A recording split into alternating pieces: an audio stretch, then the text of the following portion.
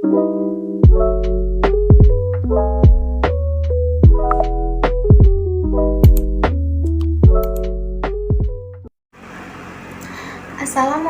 warahmatullahi wabarakatuh. Nama saya Ageng Zulfa Indrani Putri dari Universitas Diponegoro, jurusan Bahasa Asing Terapan Angkatan 2022. Puji syukur kita panjatkan kepada Allah Subhanahu wa Ta'ala karena telah memberikan rahmat sehingga saya dapat hadir di sini untuk menjelaskan tugas makalah agama Islam saya tentang fungsi hukum Islam. Nah, sebelum kita masuk ke penjelasan tentang fungsi hukum Islam, mari kita ketahui pengertian hukum Islam terlebih dahulu. Jadi saya akan menjelaskan sedikit pengertian hukum Islam. Nah, dalam Al-Quran dan literatur hukum Islam sama sekali tidak menyebutkan kata hukum Islam sebagai salah satu istilah. Yang ada di dalam Al-Quran adalah kata syariah atau fiqh, hukum Allah dan yang seakar dengannya. Istilah hukum Islam merupakan terjemahan dari Islamic law dalam literatur barat. Istilah ini kemudian menjadi populer. Kata hukum secara etimologi berasal dari akar kata bahasa Arab, yaitu hakamah yahkumu, yang kemudian membentuk masdornya menjadi hukman.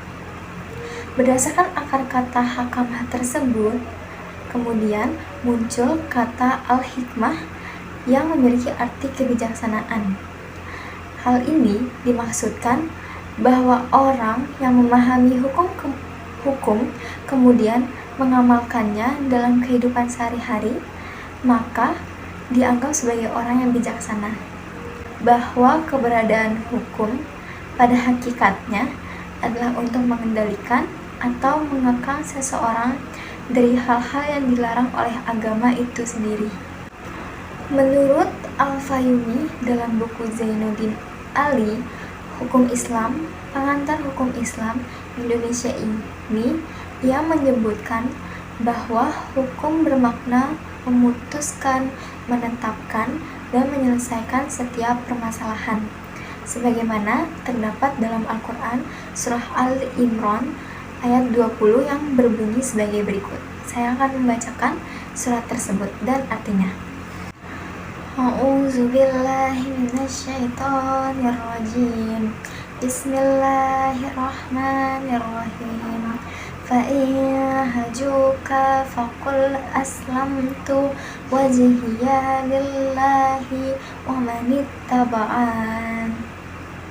Wa qul lillazina utul kitaba wal ummiyina a'aslamtum fa'in aslamu faqadih tadaw wa in tawwalau fa'innama alaikal balagh wallahu basirum bil ibad.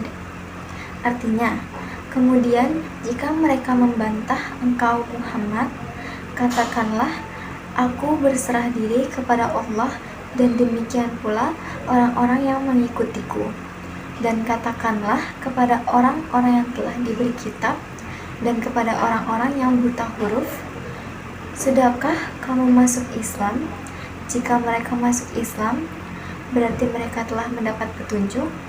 Tetapi jika mereka berpaling, maka kewajibanmu hanyalah menyampaikan, dan Allah Maha melihat hamba-hambanya. Nah, setelah menjelaskan pengertian, selanjutnya hukum Islam ini ada berapa sih? Dalil syar'i menurut Mahmud Shaltut ada 3 sumber hukum Islam. Nah, yang pertama ada Al-Quran, yang kedua ada Al-Hadis atau As-Sunnah, yang ketiga ada Ar-Rayu atau Ijtihad. Nah, setelah saya menjelaskan pengertian hukum Islam dan macam-macam sumber hukum Islam, selanjutnya saya akan menjelaskan fungsi hukum Islam itu sendiri. Hukum Islam tidak hanya mengatur hubungan manusia dengan Tuhannya, tetapi juga mengatur hubungan antara manusia dengan dirinya sendiri, manusia dengan manusia lain dalam masyarakat, manusia dengan benda, hingga manusia dengan lingkungan hidupnya. Nah, apa aja sih fungsi hukum Islam itu?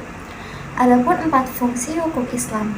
Yang pertama itu fungsi ibadah. Fungsi utama hukum Islam adalah untuk beribadah kepada Allah Subhanahu wa taala.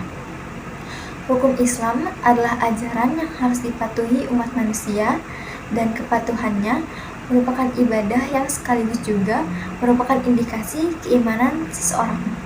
Contohnya, melaksanakan sholat, puasa, zakat, dan melakukan kegiatan yang didasari dengan ibadah.